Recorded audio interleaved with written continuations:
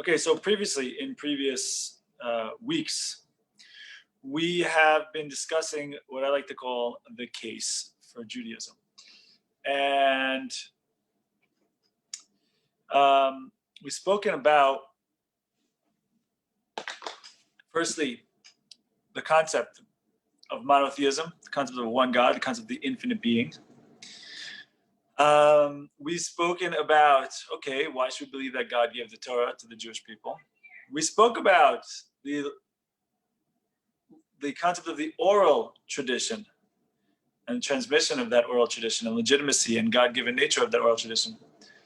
So I want to go to the next question, right? Because that's more or less, first and foremost, that's, a lot of that sums it up. But people that ask, well, isn't there more than one way to do Judaism, And so that's the topic for today. And as we start that conversation, I want to first really be able to clarify that what we're talking about here today is we're not having the conversation about who is a Jew. That's a good conversation for another time. What we're talking about here is what is legitimate Jewish belief. There's a big difference there, right? Because a Jew is a Jew independent of what they might believe and what they might do. By the way, a non-Jew also is a non-Jew, independent of what they might believe or do, right? It's kind of like, imagine you have a cat, and the cat could believe that it's a dog. It could be trained to bark. It could be eating dog food. It's still a cat in the end of the day, right? And so there's a difference between what is typical cat practice versus what is a cat, right? And a typical dog practice versus what is a dog. And so in a similar way, we're not here today having the conversation about who is a Jew, what is a Jew. We're talking about what is a Jewish practice, right? So it's important that we have that, right? What is it legitimate Jewish, not even practice, belief, sorry. What is legitimate Jewish, what is the Jewish belief system, okay? So now that we've understood that, right? Now that we have that clearly understanding that, now we can move into a discussion about what do we mean by the concept of pluralism altogether, right? Pluralism, of course, means from the word plural, means more than one way. So pluralism means more than one way to do it, right?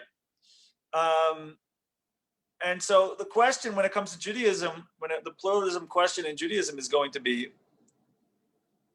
is there more than one, right? Is there basically is Judaism one dot? Or are there more than one way to do it, right? Are there numerous dots within the realm of Judaism, right?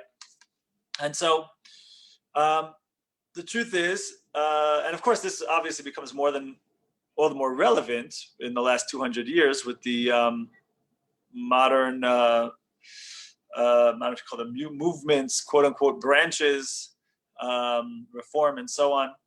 And so, this point in question needs to be clarified, okay?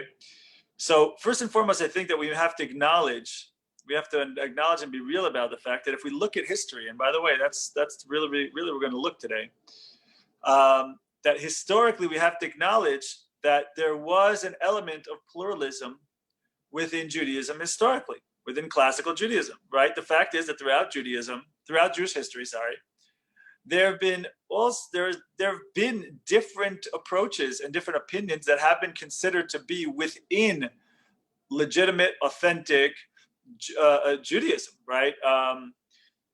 For example, back in the day, right, you crack open the Talmud, you see that there's all sorts of opinions there, right? You have Beit Hillel, Beit Shammai. I mean, these weren't just individuals either. These people had schools of followings behind them. And of course, we understand that they are considered to be within the bounds of, historically, they have been considered to be defined as within the bounds of Judaism, right?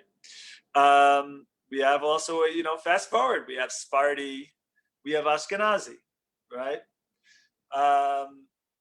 Both totally, again, historically considered to be within the world of Judaism, within the Jewish people, within the Jewish belief system. And even more recently, you have the Hasidic groups and perspective, and you have the non-Hasidic groups, was sometimes referred to as the mitnagdim, people who were opposed to certain aspects of the Hasidic movement and what they emphasized, but still, we see historically that both of these groups are considered to be within legitimate, authentic, Judaism, Jewish practice, Jewish belief, and so it comes out that you see historically you have to concede the fact, you have to proclaim, in fact, that yes, there is a pluralism within Judaism. Yes, there clearly is more than one way to do it within Judaism, within Jewish belief, within Jewish practice. However, we also have to, if we want to look at history and point to history and say, look, there's more than one way to do it. Beit Hillel, Beit Shammai, Ashkenazi, Sephardi, etc., etc. So then you also have to be real about the fact that, okay, let's look into history. History also shows us that there have been schismatic movements in our history. Groups that historically have been considered and defined as outside of the bounds of what is Jewish belief, what is Jewish practice, right? So just like we're going to look to history to prove the point that yes, there is pluralism in Judaism, history will also show us that there is a line beyond which, when you cross it, it is now considered to be a group that is outside of classic Jewish belief and classic Jewish practice, right? And so now what we want to do, if we want to be real about this, if we want to study this, is we want to look at we have to try to figure out and define and clarify, okay, you have all these different groups. Some have been considered within legitimate Jewish practice and Jewish belief. Some have been considered historically as outside of Jewish practice and belief, schismatic. So we have to ask the question, where is that line? Where has the line Jewishly or historically been drawn where a group moves from being within accepted, pluralistic, legitimate, authentic Judaism to outside of legitimate, authentic Judaism and Jewish practice, right? What is labeled a movement in? What is labeled a movement out? What makes one approach or one path or viewpoint genuine and one schismatic, right? So in order to identify this, I think a good path to go by is to take a look, more or less, at the talks and the conversations we've been having up until now, right? The conversations we've been having up until now over the last few weeks in a series called The Case for Judaism. And by the way, if you want more on that, you're welcome to go to Amazon and type in The Case for Judaism. You can even put my name in there too, Eli Deutsch. And you're welcome to order the book, which has it all clear and mapped out, this entire conversations that we're having here. So there's my shameless plug for the evening. Back to your regularly scheduled program. So what I think the place to do it, I think the best way to clarify this is, okay, let's go back to these cornerstones of Judaism, right? We have to clarify, if we want to figure this out, we want to identify, okay, what are the principles that have defined Judaism throughout the ages, right? We have to clarify the cornerstone beliefs that historically make or break a movement in terms of its being included within pluralistic Jewish belief or not, right? Okay, so we have to ask ourselves, in all honesty, what has made up the classic belief system of Judaism, right? And that means to say, even if you want to leave Torah and Jewish practice aside, like, what have been even historically, we can see this. What have been the foundational underpinnings of Judaism from a historical perspective? And I think we can narrow it down to more or less four core principles. Okay, and if anyone has any other ideas or whatever, feel free to mention them. But I think we could say that it's number one God. Number two, belief that there is a belief, not belief in one God, belief in, and number two is belief that in a God-given Torah. Number three, belief that the Torah is eternally binding upon us. We are supposed to continuously do it, right? As opposed to it having some limit. And number four, that there is a God-given oral tradition by which we understand, interpret, and apply the practical aspects of the Torah to our lives, right? I think that these are the core underpinnings of, if we look at it, I think we're going to be able to clarify. These are the, core underpinnings of Judaism, Jewish philosophy, Jewish belief. And that's what it seems like to me. And so I think, though, if you think about it, you'll find that all of the pluralistically accepted Jewish groups throughout history and different opinions throughout history have really all fallen within the category of what I just shared, right? So let me give you an example, right?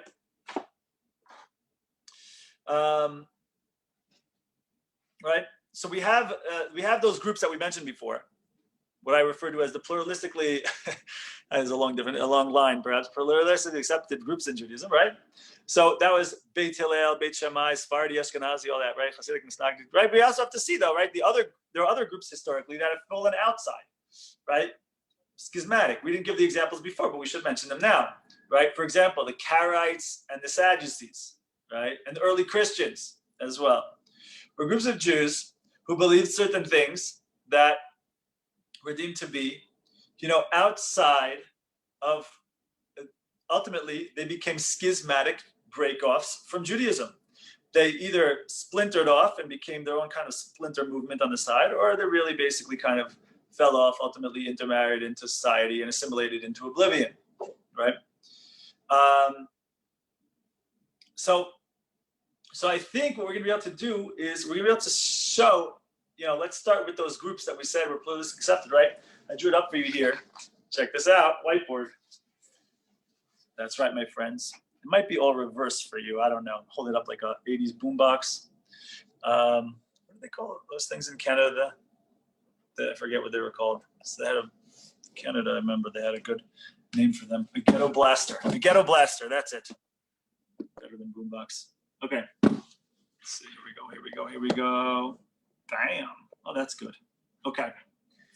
So I think we're able to show a very interesting thing. Right? Check this out. It tells us a lot. Right? Beit Hillel, Beit Shammai, Sephardi, Ashkenazi, Hasidic, Misnagdic. Question. Do they believe in one God? What do you guys say? You can type it in the chat there. That's right, guys.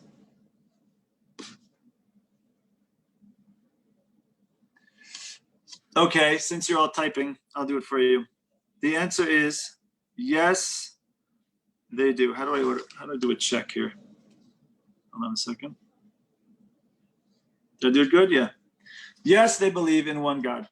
Do they believe that God gave the Torah to the Jewish people? That's right, you guessed it. Indeed they do.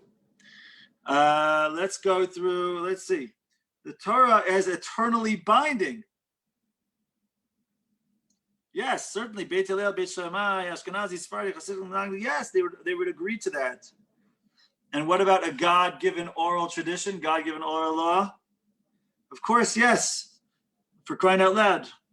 Beit Hillel, Beit Shammai, clearly part of the God-given, the passing it down at least. Right? Okay, there you go. Now it gets interesting though. Karaites and the Sadducees, do we know who they were, by the way? Karaites and Sadducees, different people during different times in Judaism, some of them during temple times, even or towards the end of the temple times, who believed that, well, we're going to find out now, who believed that, yes, there is a God. Yes, he gave the Torah to the Jewish people. And the Torah is eternally binding unto the Jewish people. But they denied the authenticity of the oral tradition. Right? So the Karaites and the Sadducees had all sorts of different things that they would do that they denied the authenticity of the oral tradition. So what they would do, for example, is for tefillin, when you put tefillin, it says to put tefillin between your eyes. So according to the oral tradition, between your eyes, the oral understanding of the Torah, between your eyes means over here, where people put tefillin, right? But they said, no, we don't believe in the oral tradition. It says between your eyes, put the tefillin right there. And that's how they wore tefillin, right there. It says you should see tzitzit. If you look in the verse, it says you should see the tzitzit. Urisemo so, you should see the tzitzit. According to the oral tradition, this means you're supposed to wear tzitzit during the daytime. That's right. According to biblical law, don't have to wear tzitzit during the nighttime. But they said you should see tzitzit. So they said, what should we do? We should put it in front of. Okay, so what did they do? They didn't wear tzitzit. They hung tzitzit up in their house. You know, you put a painting in your house, and they have tzitzit hanging up in their house, right? So different things like this, right? They believed, for example,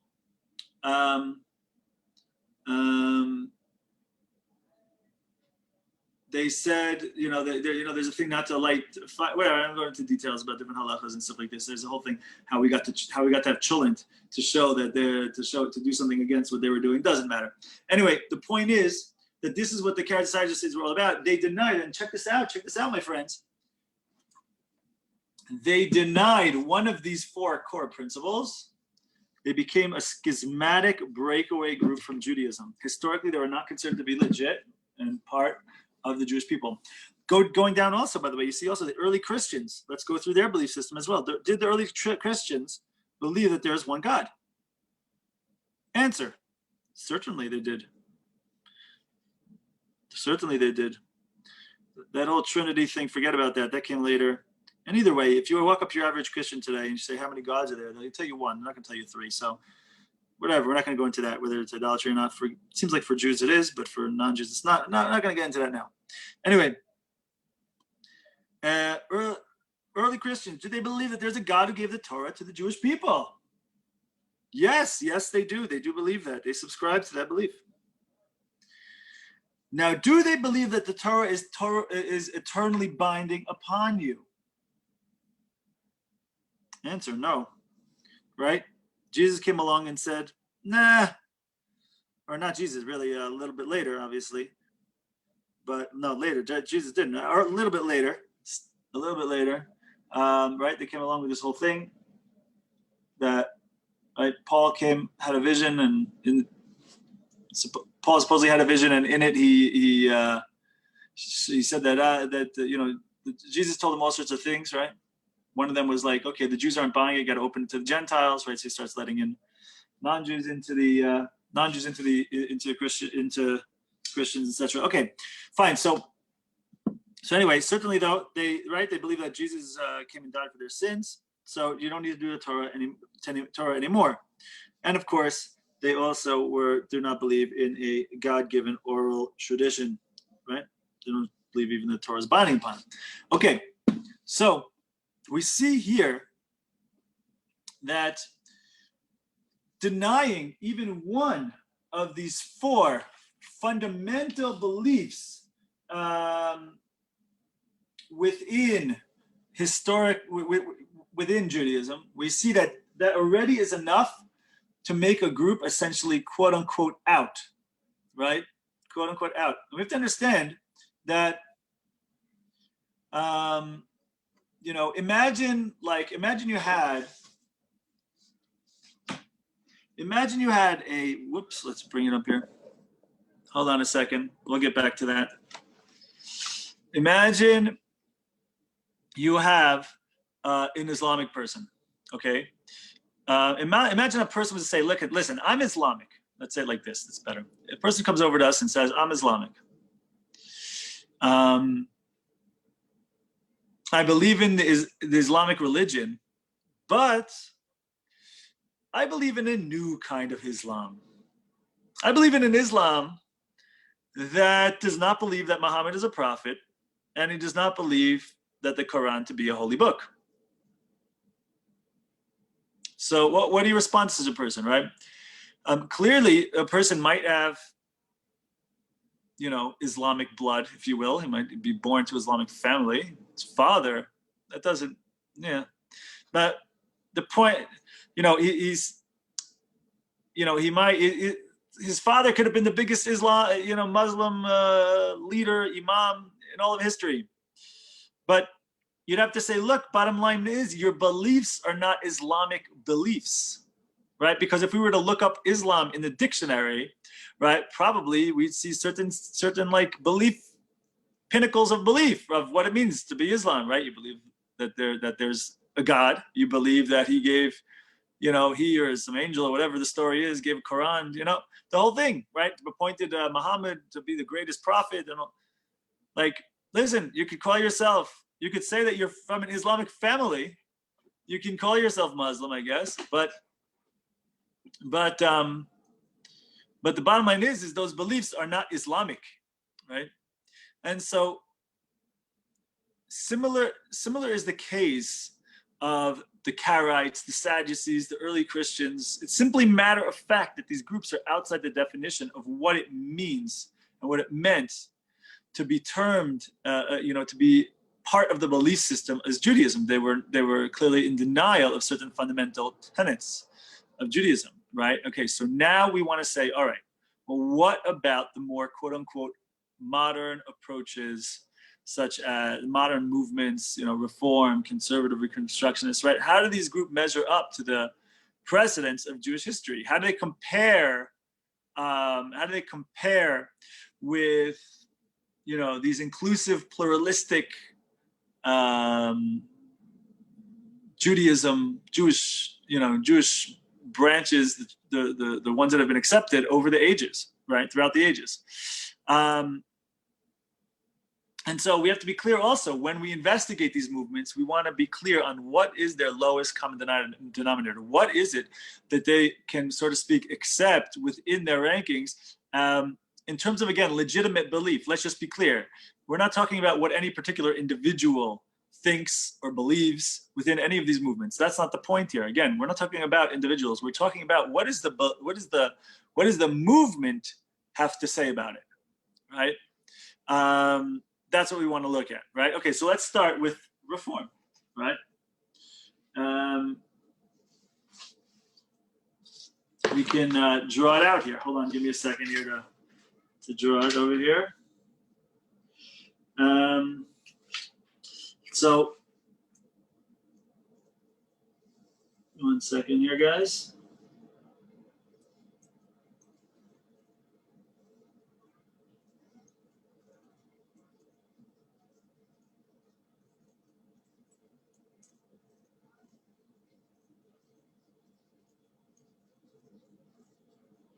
Okay, so let's talk about it for a second. All right, so let's see, what does reform actually believe, right? So does reform believe in let's start over here. Let's do it like this. Let me get you going over here. There we go. Okay. There we go. Does reform believe in okay, here we go. Does reform believe in a God-given oral Torah? Answer: definitely not. Does reform believe that the Torah is eternally binding upon you? That'll be a big fat no. Okay. Does reform believe in a God-given Torah? Also no. Now, some people might be surprised to hear this, right? Some people might be surprised. Some people who identify themselves as Reform might be surprised to hear this, but that is what the group subscribes to as a movement. As a movement in their papers, in their doctrines, they actively deny that idea. What about God? What do they say about God? So they kind of leave it open. They kind of leave it open. Put a little question mark over here. Okay, they kind of leave it open. You allow for it, make it its own personal thing, etc., etc. Okay. Of course, it also legitimizes not believing it, right? So you can put the X there theoretically, but let's leave it how it is. It'd be tough. It could go either way. Fine. What about conservative? What about conservative? Let's talk about conservative for a second.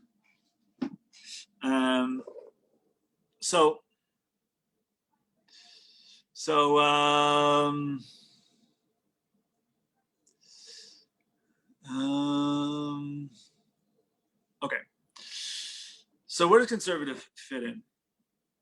Conservative is interesting, but conservative also, they certainly open the door. Let's put it this way: they certainly don't talk about a God-given Torah the way we talk about a God-given Torah, right? There's certain sources, I think, even of theirs, talk about like a committee or something putting it together. I don't know. Maybe am I confusing that with from? I don't remember.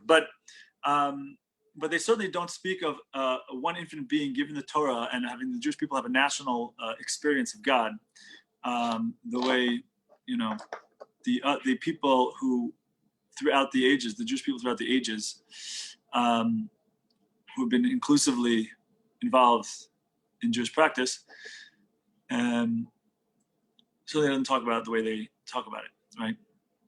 In terms of the God question, there are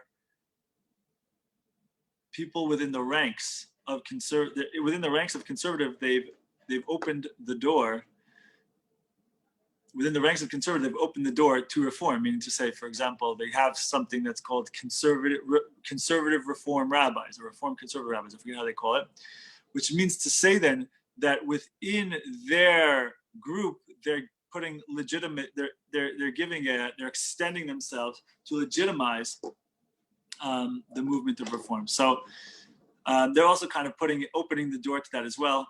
Reconstructionist also certainly has there's no aspect of a divine idea of a divine origin to the Torah, and also in terms of God, I think also I don't know if they actively deny it. Hold on, let me look something up here a second, because I'm out of practice and I forget their stuff. Hold on a second. So. No.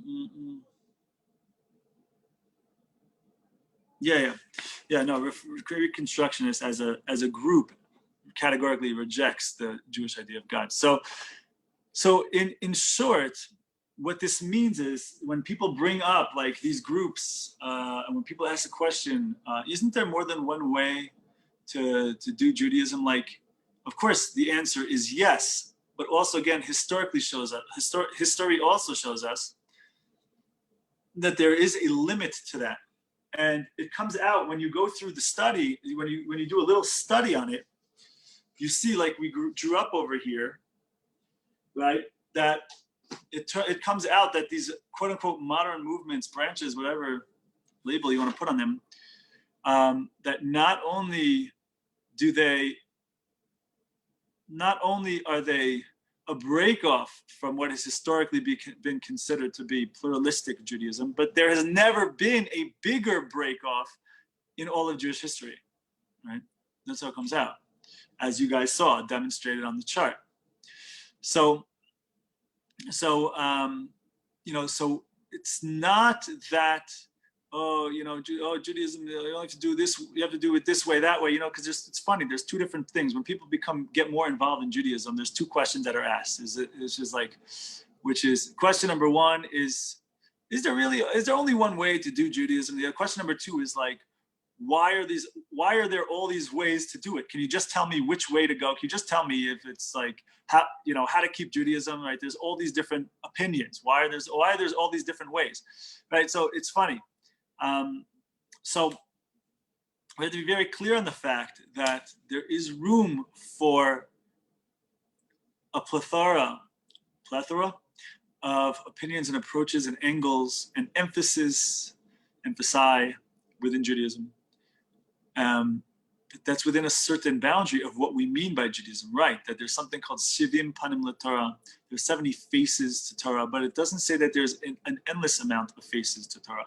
It doesn't mean that any Jew with the Hebrew school quote unquote education and a bar mitzvah party where it was more of a bar and less of a mitzvah, that they can just come along and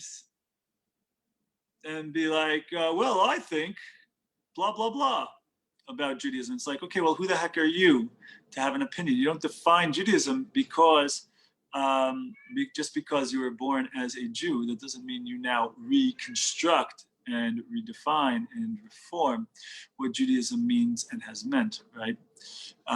So what the idea is, and what that oral tradition is all about, is about taking what Judaism is and has been, and bringing it into the new situations that come about, right? Infusing the new situations that come about in our modern times with the clarity and the teachings of Judaism. It's not that the new situation comes about and then it reforms and reconstructs Judaism, because then Judaism doesn't exist anyway, right? Which is what you're seeing happening to these groups, right? These same groups who said, we want to adapt, it's modern times now, and Judaism needs to make it, it's the 20th century, it's modern times, right? Modern times is the most ridiculous thing that anyone ever says, because it could always be said, right? There's never been a time in history that wasn't modern times. What does it mean it's modern times? It doesn't mean anything. It's nonsense, right? So those same groups who said, we have to change, we have to adapt for the purpose of their survival of Judaism, like everyone's gonna leave if we don't change. Those are the same groups that are, falling by the wayside. Those are the same groups who have the assimilation challenges, right? Those are the same groups who have used to at least be dealing and struggling with the issue of intermarriage. Now, they can't even say that. They can't even do that, because now already, right? How can you not accept it? Are you racist? Are you bigoted, right? So now they can't even pretend, and they won't, because if they would lose half of whatever they have left, right? Or maybe all of 80, 90% of what they have left. So Judaism will go on. Judaism will go on. Like, we're involved here at the Lighthouse Project. I can't, speak for Lighthouse Project, but here with those group here, we're involved with reaching out to Jews, reaching out to Jewish people, involved with Jewish outreach, right? But dare I suggest that the process of assimilation is, to a certain extent, necessary. Why? Because at some point, you can't have people trying to shift and change and whatever. You're gonna lose the clarity of the pinnacle of the core beliefs and practices of Judaism. And so there's like this confusion that goes on, but it only goes on for a few generations at a time, and then ultimately it washes itself away, and that's what we're seeing happening right now. So I'd love to follow that up with unfortunately, which I feel, but then there is also the reality of the fact that it's part of the necessary process for the moving forward of Judaism and how we define it, right? So I guess that evaluates it both ways. I don't know, but certainly, so barring a grand messianic like teshuva movement back to Judaism by the masses, internationally. So the Jewish people are now 50 years from now is going to look very, very, very different. What all these different things in, the Jewish cultural, quote unquote, cultural Jewish stuff that you have in America, and different jokes that are made, and bagels and all stuff. This stuff's going to go by the wayside. This stuff's going to be not recognizable in a number of decades, because the Jews that would be left as Jews in the world, certainly outside of Israel, will look very different. We'll be looking much more, like right now, the percentage of those who define themselves, let's say, as a reform or whatever, or what do you call it? There's another word for it, non-defined, whatever it is, versus those who just define themselves as ortho, right? Right now, of course, it's like 90-10, right? But that's going to shift. There's going to be a big flip on that. So things are going to look different.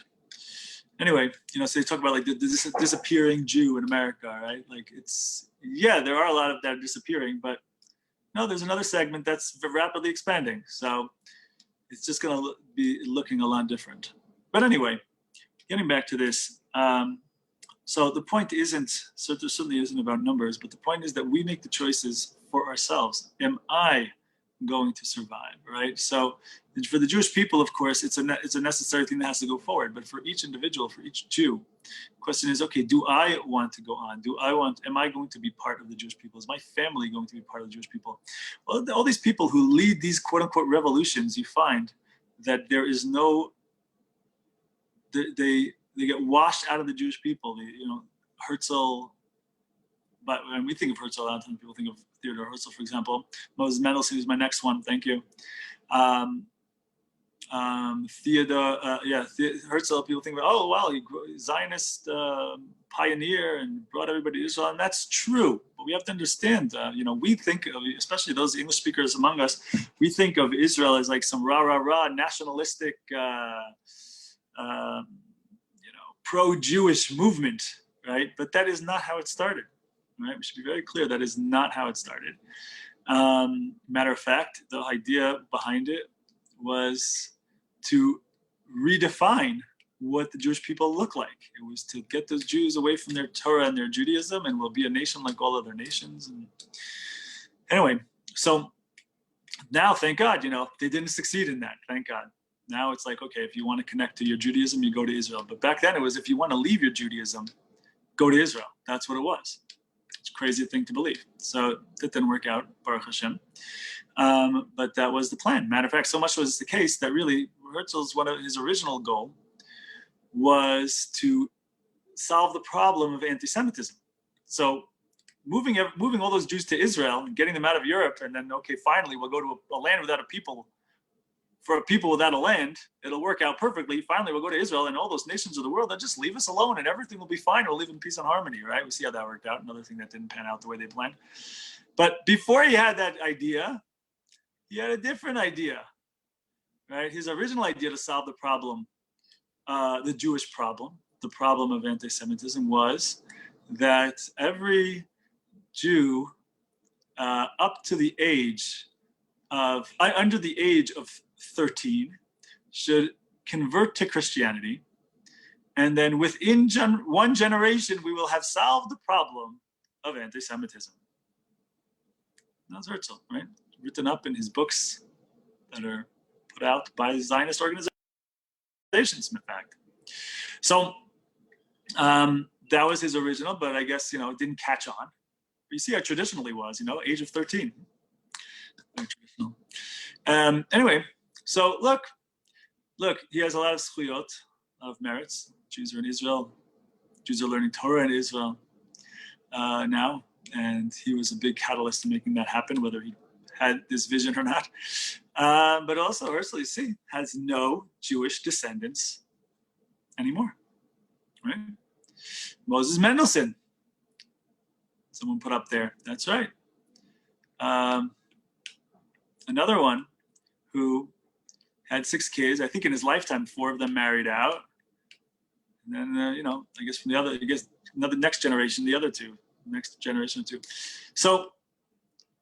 So when we leave these authentic principles of Judaism and of Torah, we are detaching ourselves, and we see that it's a matter of time before Judaism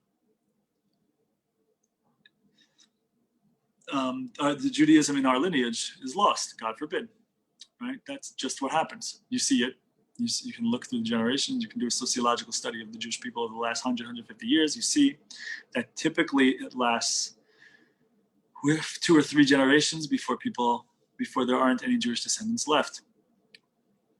Right, once you detach from the authentic principles of Judaism that we laid out over here, Judaism, Jewish practice, Jewish belief, one God gave the Torah to the Jewish people, it's eternally binding upon us, and the oral tradition is legit and relevant. When you begin to leave those as your core beliefs and your core practice, roots of your core practice, God forbid it.